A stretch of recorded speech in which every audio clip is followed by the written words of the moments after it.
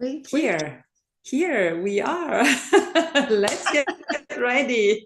Yeah. Welcome, Karolina. Welcome again. And today we are starting with the lives. Instead of recording our videos, we decided to just go live. And this is nice because every time it's improvised and you can see us getting ready. Yeah. So, first of all, let's remember what needs to be remembered. I really appreciate every little one of you who decides to subscribe to my channel and to also subscribe to Karolina's channel, because we are so motivated in helping so many people. So just click the button below and subscribe, and you will be updated with every single video that we are going to produce. And as you can see, we do this from our home because we are both moms, we both have children. And today, with Karolina, we decided that we are going to speak about childhood fears. So, again, Karolina, good morning. Thank you for Hello. being here. And let's just start this very entertaining conversation today. Okay. Hello, everybody. I'm happy to be here with Sabrina, of course. And I also ask you to like us, to like the channels, to like this movie, this live, to comment, give us some comments, give us some even ammo, just send us something to show that you really like what we are talking about.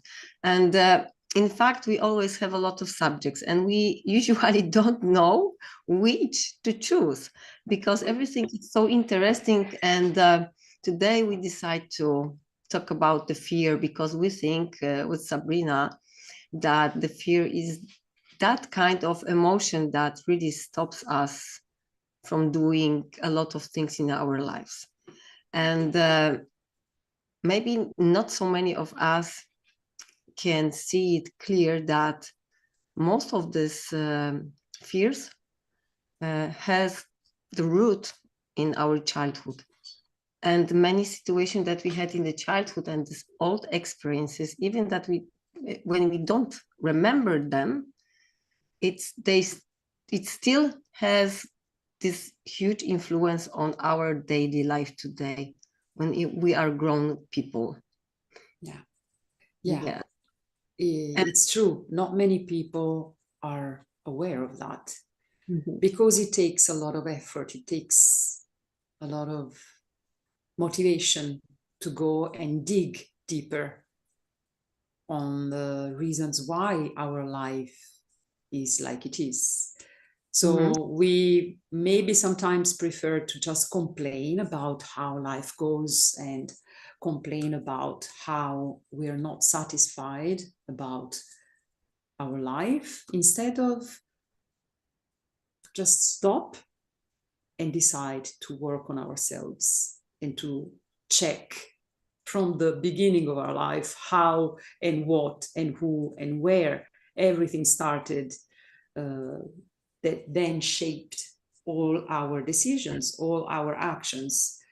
And fear is one of these emotions that is really very subtle, very subtle, and we can feel it in a certain situation, but it can also be all the time latent, I think, in English. So it can be something that you're not aware of, but then every action, every thought that you're producing every day of your life is guided by fear. Yes, and when it starts from childhood, is a very lifelong companion. Yes, I think that when we talk about the fear, we need to also talk about safety. Because for kids and for adults also, but especially for kids, being safe is something so important. It's the basic, it's the fundamental thing in the life, to feel safe when you are small, when you have to rely on someone, when you can't do something by yourself, when you depend on someone and on the situation. And I think because of that, this fear is showing up when, you know, this early childhood, when we even, for example, we didn't get eating, yes, the milk or something to eat, when we feel alone, when we don't have a good place to sleep, when we can even be child, because sometimes it's like this, that the situation at home is so hard and difficult that kids can be kids. And then this harmony, there is no harmony when you don't feel safety, then you started to avoid fear, because the fear is showing up at the same time. And kids, like grown-up people, they are trying to find the solution how to survive with the fear in their own life, even if it's something small. Because I think this way, that when you are little and you can't even prepare this meal for you, you have this fear that you will be hungry. And this is the next basic need that you need to have fulfilled to live. And then these fears started to show up in many strange ways. And kids try to handle with that if they don't have support from these adults who are around them.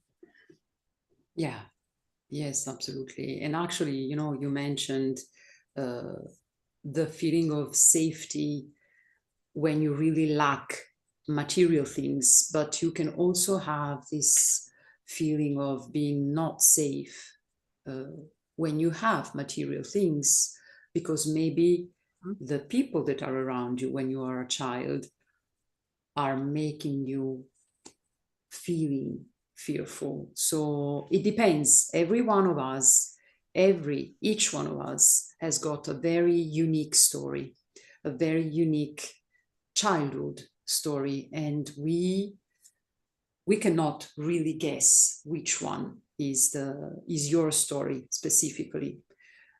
But every one of us, even the ones who had the most material safety, can experience fear when they are little, when they're children, because every one of us actually experiences life and people and words, you know, attitudes in a different way.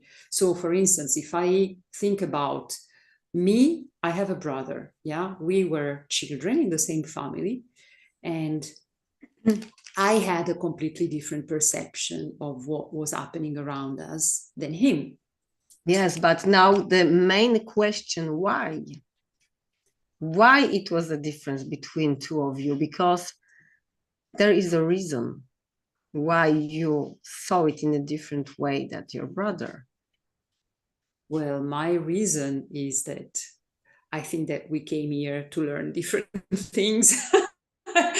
But yeah, he didn't really matter. He wasn't really observing things and life as I was. Okay.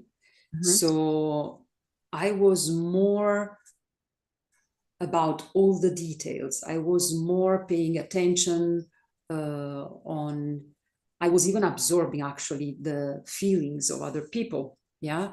So they were really impacting me very much. He was not so much impacted by other people's behaviors and other people, or at least he didn't show it. Mm-hmm. It can also be that he didn't show it. Yeah. So in the same family, there will be different ways of reacting to the same situation. Yes, because we are unique. Yes, that's why I asked this question, because I think that even in one family, every member can feel different, because parents are treating children in a different way. And even if you think that you're a great parent, that you are giving everything the same to all of your kids, the kids can feel that this little, even little change. And that's why one of them can have some kind of fear and the second one doesn't. And that's why this perception and understanding of reality is different. And I think that it's because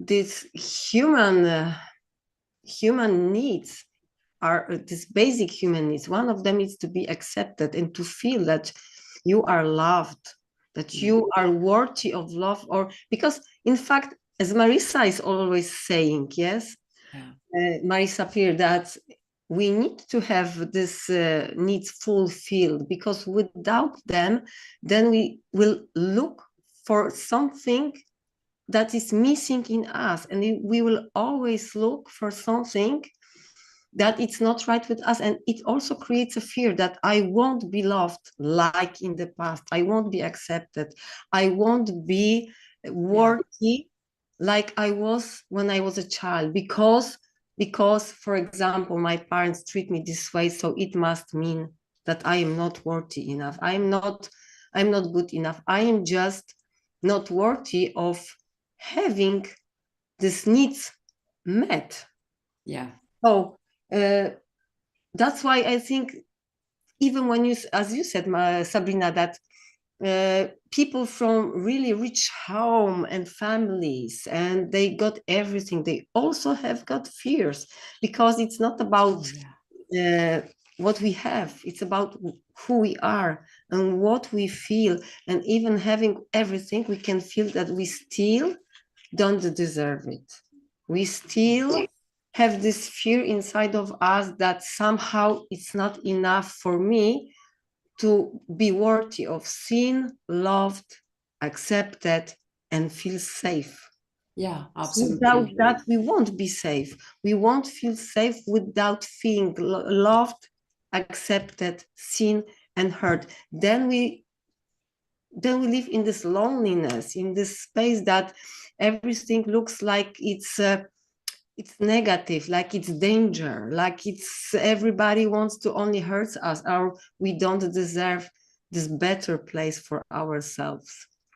Yeah, and then we go back to the fear that then triggers this way of being disconnected by ourselves or by others. Mm-hmm. And I was thinking, while you were speaking about one client that I had, and she came to me because she wanted to solve a habit that she had.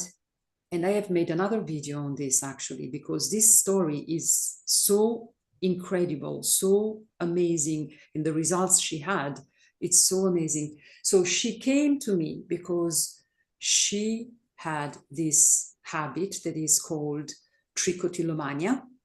And what is it? It's the urge, it's the need to pull out your hair.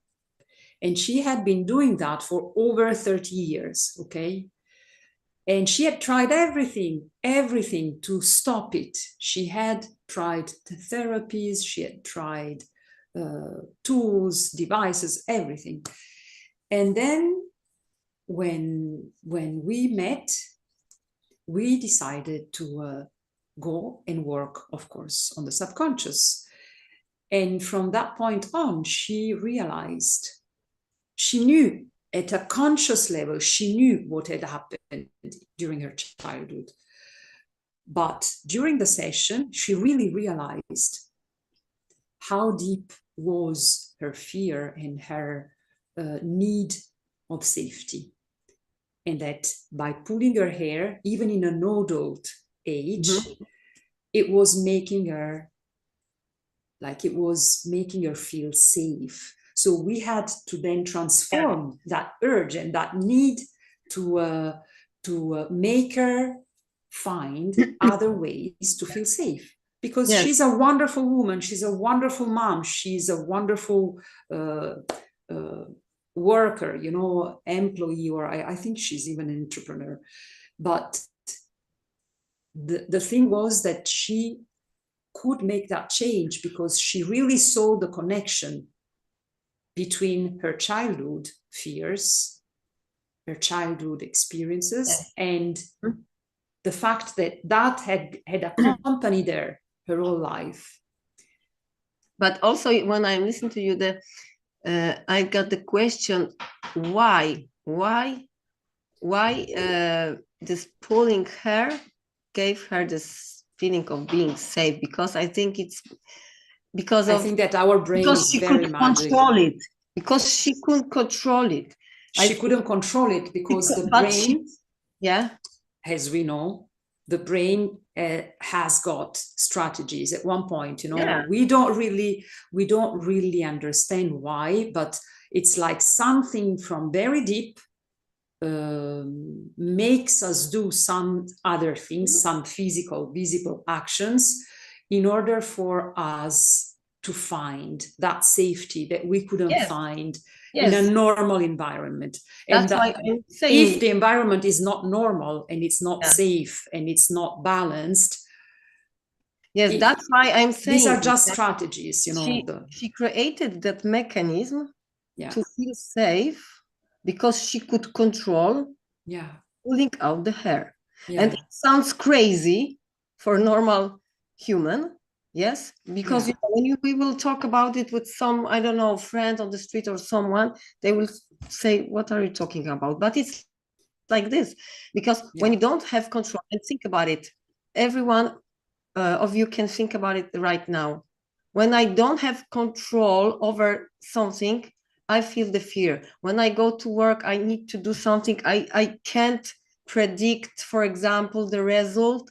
When I feel I don't have the full control, then I try to react somehow, because we believe that when we have control, then everything is okay. That it gives me this peace, this harmony, and this feeling that, in fact, it will regulate our nervous system, as you said. It's only because of that. And that's why people are doing these strange things, that they are, I don't know, they are counting books or counting, I don't know, the steps, or they are cleaning the flat, or they wash their teeth 50 times a day. Yes, they are doing something, and after many years they don't understand why I do this. Because when we create that, we were so young that we didn't have words to explain and to understand. So when very heavy things, or anyway, whatever situation can trigger our brain, our nervous system to develop this kind of strategies, we don't know why, because we just are in need. We are in need of safety, we are in need of love, we are in need of being seen, being heard. And our brain, in this way, it's very magic, and actually it's perfect, because our brain is made to keep us alive, to make us survive. But that is the ancient brain, like the brain that comes from our ancestors, but very, very, very old brain, you know. And I think that but it's true. If I can disturb you, it's true about these past generations, because even when the past generations are repeating some kind of mechanism, we also learn it. But I was speaking about the reptilian brain, you know, the part of our brain that is really the one that was created in the very beginning of the human existence. And then, of course, this brain goes on from generation to generation anyway, and we acquire certain patterns from our family ancestors. So the fact is that many people don't know how the brain works, because they don't really, they're not interested in knowing how the brain works. We have learned it because we went and we trained, and we learned about these neuroscience findings. And it's fascinating at the same time, because it makes you really see life in a very different perspective. Much different. Because and it's also nice, I think, for us, Karolina, then you can tell me if you feel the same way, because once we know, then we can make other people understand how their life are shaped and why. Yes, but yes, of course we can, and we really want to do it. That's why we are doing it, because we know that this is true and it's a fact. It's nothing new, it's a fact, and we can check this fact even. But what it's interesting that not so many people still want to know the truth. It's easier for them to stay in the pattern and even to call it sickness or genetic mutation or something, yes, because they can see clearly, for example, that kind of issue is with their family for, I don't know, 5 generations, 6 generations, but they still believe that it's kind of sickness. They don't want to see that they really can't change and to understand the reason of this issue, whatever it is. Because, well, I personally believe that every one of us has got a learning process on a physical level, on a mental level, and also on a more energetical level, let's say spiritual or soul level, you know.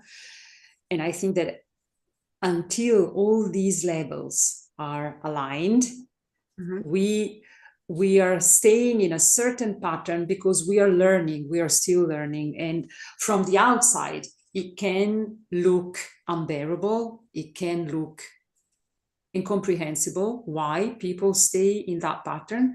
And also because, you know, very well that actually our brain learns by repetition. So when we are in a certain habit and the whole family is acting in the same way, that's our normality, that's what is familiar. So most people don't understand that staying in what is familiar makes them stay in a pattern that is not really serving them anymore. And I wanted to say it when you were talking about this, that yes, it's about the pattern that we still repeat. As long as we are repeating the same pattern, it won't change. And even when we relate it to the fear, the kind of fears that we have in our life, because when we will focus now on ourselves, we can write down few fears, just right now, because we know what we are afraid of. We know it. Everyone knows it, but most of people don't know why. Why do they feel this fear about this or this on that? And as you said, when we will still repeat and we won't dive deeper and we won't understand, then our life won't change.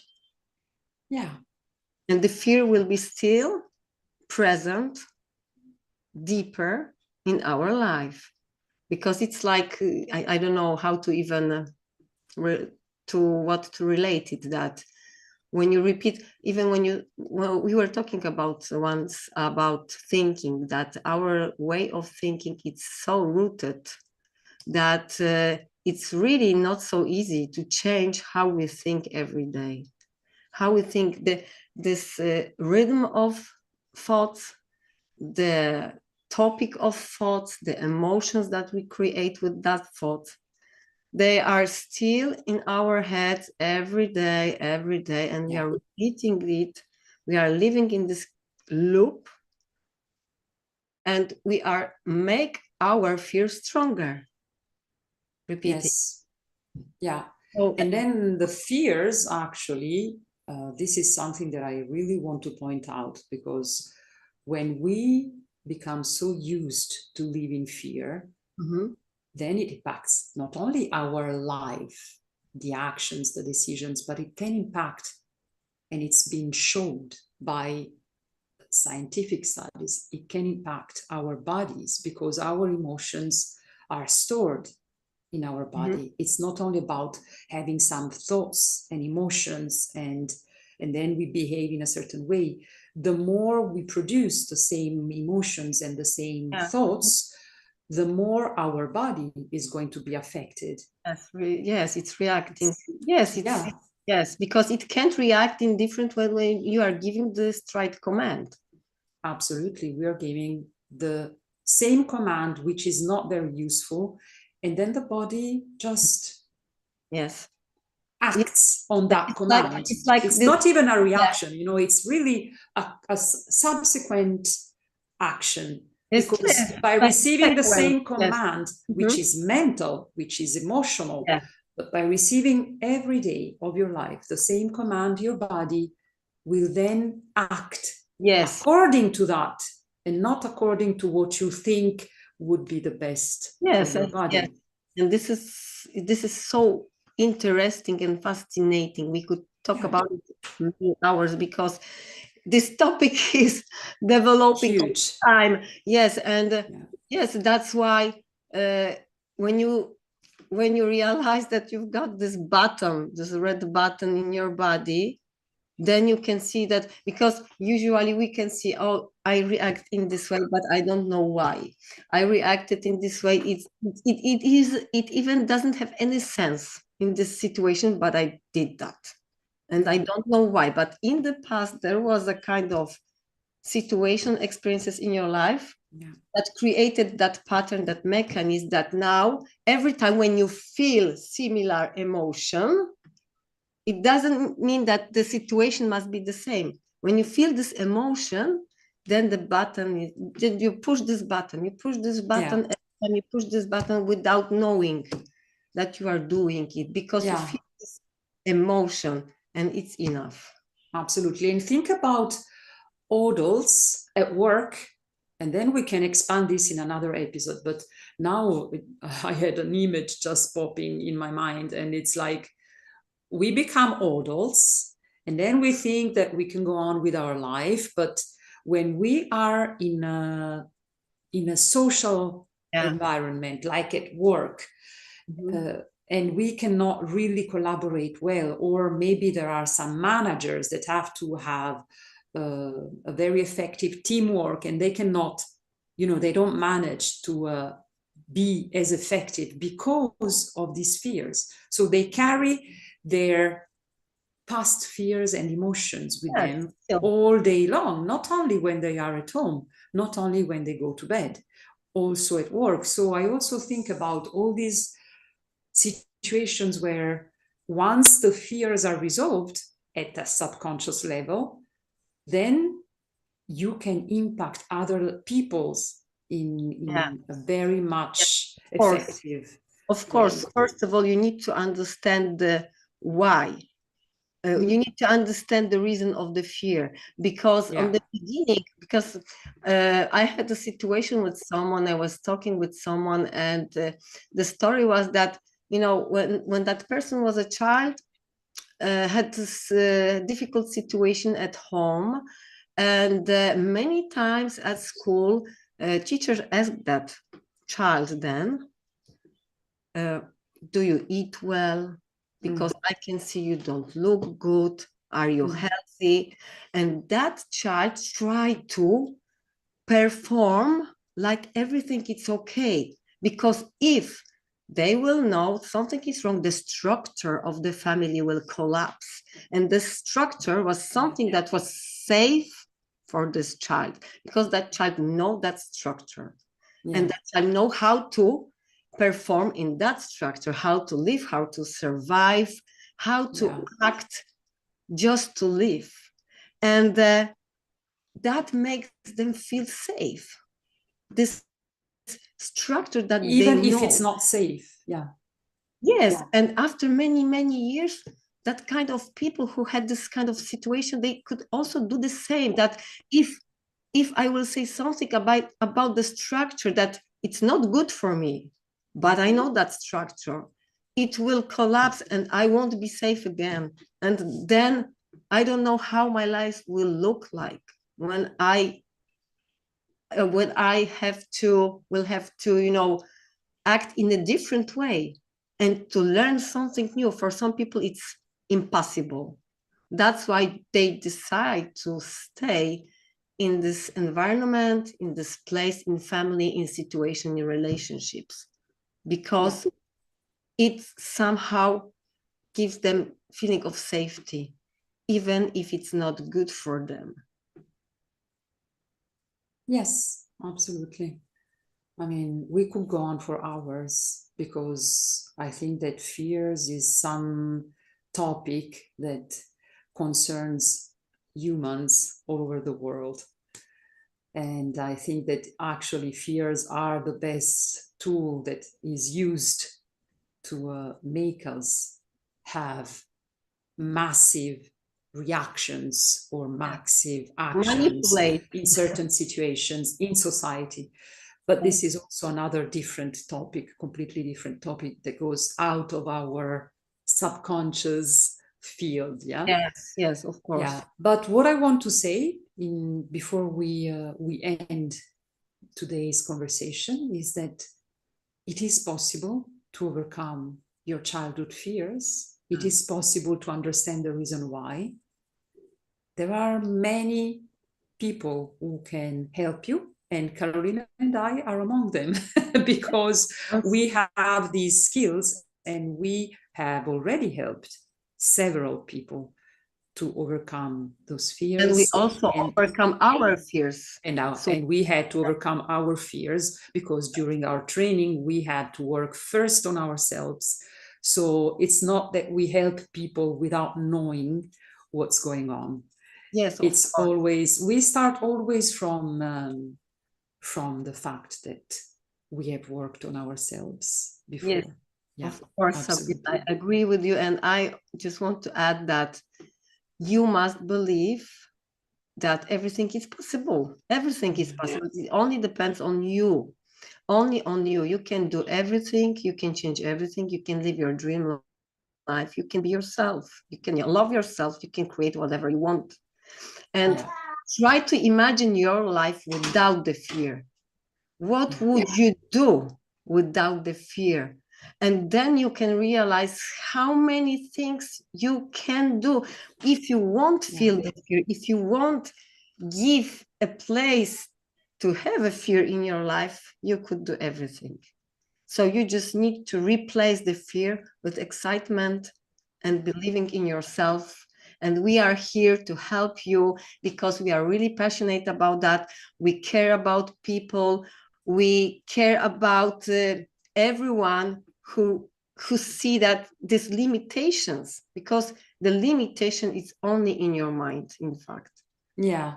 So whoever is watching these videos and can feel that these words are really resonating in their heart and also in their mind, and they can really see how their life is rolling with their current situation, there is a way. There is a way to overcome that and to change direction and to make your life the best life, as Karolina said. So I think that for today, it's almost the limit time. I can see that for me, there are family movements, and it's always, I love this. You know, I am so grateful that Karolina has this incredible energy, and you are so brave, Karolina, because you too. Well, but you know, my kids are grown-ups and I don't have them around as I had them around when they were kids. Your kids are still kids, and it's fantastic to see that you manage to give your time to them, but as well you manage to give time to your passion and to your work and to your activity. Thank you, Sabrina. You are so nice. And to conclude this, what you said, it's because I break my fear. Because on the beginning, I also had the fear what people will say, how I can be here, what I will talk about. It's only your decision. When you will start doing it, with every step, it's easier and it's familiar, and then you feel great because it's just. So I'm also happy with you here. Beautiful. So just remember to subscribe to the channel, to leave a comment, to let us know what kind of fears are you experiencing, and to connect with us. You will find all the details in the description of this video as well. And we will be back very soon with another conversation. Of course. Thank you. Bye.